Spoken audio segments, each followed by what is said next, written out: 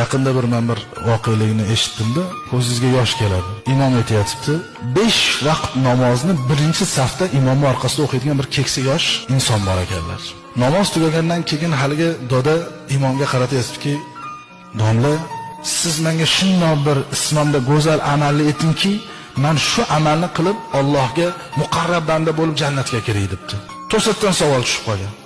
Imom aytadi, "Dovdirab qoldim" deydi. Hech bunaqa menga birov savol bermagan.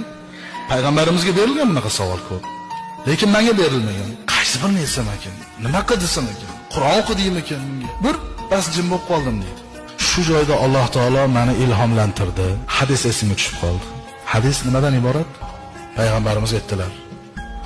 Ikkita kalima bor ekan. U kalima nihoyatda tilga yengil ekan, aytish oson. Qiyomatda tarozini juda og'ir bosadigan, savob tarafini og'ir bosadigan ekan.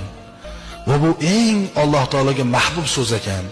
Subhanallohi va bihamdihi birinchisi, ikkinchisi subhanallohil azim.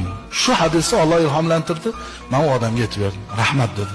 Kimni ko'rsa qo'lda ushar ekanda, masjidda jamoatda. Men imomdan so'rovdim, ikkita kalima bor ekan. Sizlar ham yetinglar.